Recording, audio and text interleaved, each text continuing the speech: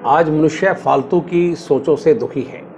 फालतू की सोचें ये है कि आदमी ये चाहता है कि वो सारे संसार पर या जो उसके आसपास के हालात हैं सारा कंट्रोल उसके हाथ में हो, तो ये संभव नहीं है।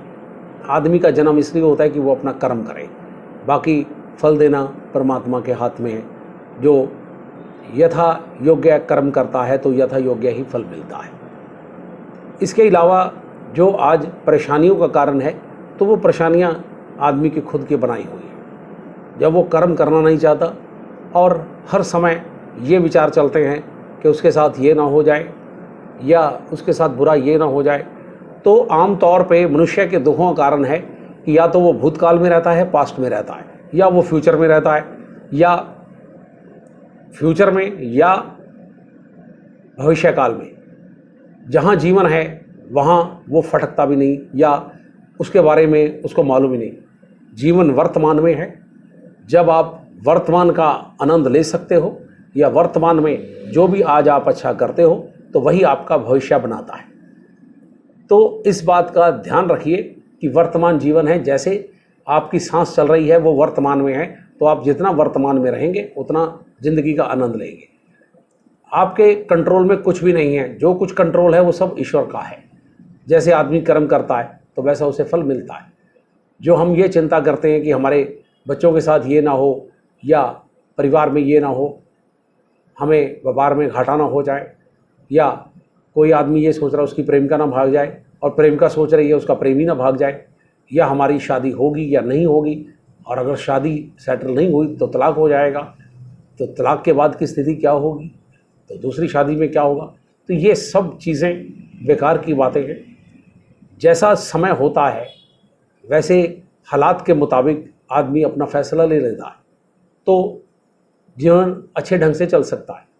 जब करना कुछ नहीं और सोचते रहना कि मैं ये कहूँगा, मैं वो कहूँगा, मैं ऐसे करूँगा, मैं वैसे करूँगा, तो जीवन में आप जितना सोचते हैं तो उसका 95% तो होता ही नहीं, और जो 5% होता है तो उसकी आपको उम्मीद नहीं होती। उसके आगे आप कुछ कर नहीं सकते। जब कुछ कर नहीं सकते तो सोचने का क्या फ़ायदा।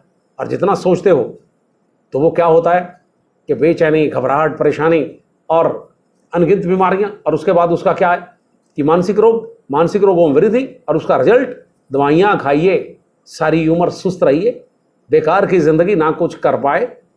जब आए तो सिर्फ और सिर्फ ज़िंदगी पहले भी बेकार थी और उसके बाद भी बेकार की। पैसे की तरफ लगे रहे, ज़िंदगी का मूल्य नहीं पता कि ज़िंदगी में एंजॉय क्या है, ज़िंदगी का वास्तविक आनंद क्या है। वास्तविक आनंद और वास्तविक खुशी तो है कि आप एक तरफ तो कहते हैं कि हमें शांति चाहिए। अगर शांति वाले काम करोगे तो शांति होगी। पहले तो अपने भीतर में शांति पैदा कीजिए, काम ऐसे कीजिए जिससे शांति हो।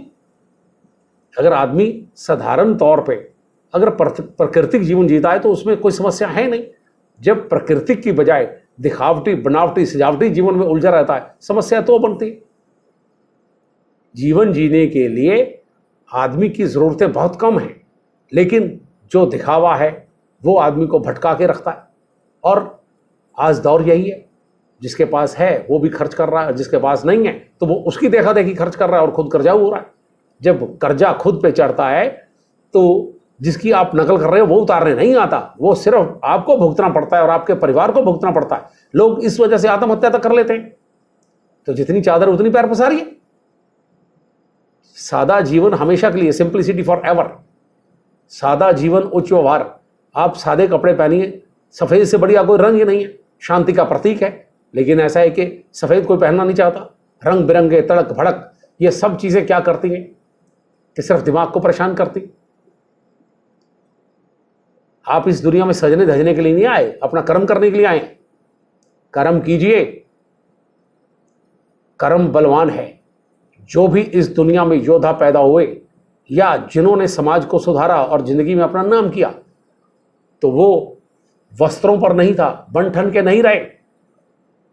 उन्होंने सादे वस्त्रों में वो काम किया कि जो आज भी उनका नाम श्रद्धा पूर्वक हर कोई लेता है, और उनका नाम लेने से दिन की शुरुआत होती।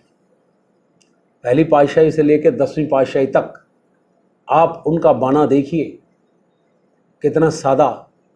लेकिन इसके बाद महाराणा प्रताप को देखिए, जिसने घास की रोटियां खा के गुजारा किया।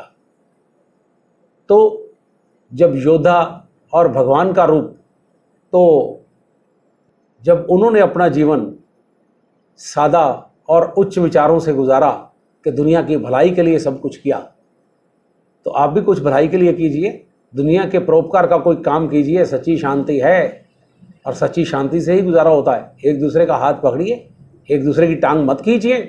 एक दूसरे का हाथ पकड़ोगे तो ऐसा है कि आपका हाथ पकड़ने वाली दुनिया आपके साथ होगी। अगर किसी का हाथ छिटकोगे तो आपसे लोग दूर भागेंगे और आप अकेले जीवन गुजारने पे मजबूर हो जाएंगे। और अकेलेपन से बड़ा कोई रोग नहीं है। अपने आप को बचाना चाहते हो तो दुनिया के साथ चलिए, दुनिया का सहयोग कीजिए। बहुत अच्छी बात किसी ने लिखी है कि मैं लोगों को कुचल के नहीं चलता, मैं उन लोगों को उठा के साथ लेके चलता हूँ, उनके कंधे से कंधा मिला के चलता हूँ। जीवन का सदुपयोग कीजिए, तो ही आप ऐसा है कि अपने मन को भी शांत कर पाएंगे और जीवन में तरक्की कर पाएंगे। धन्यवाद। वीडियो पसंद आए तो लाइक और शेयर जरूर करें।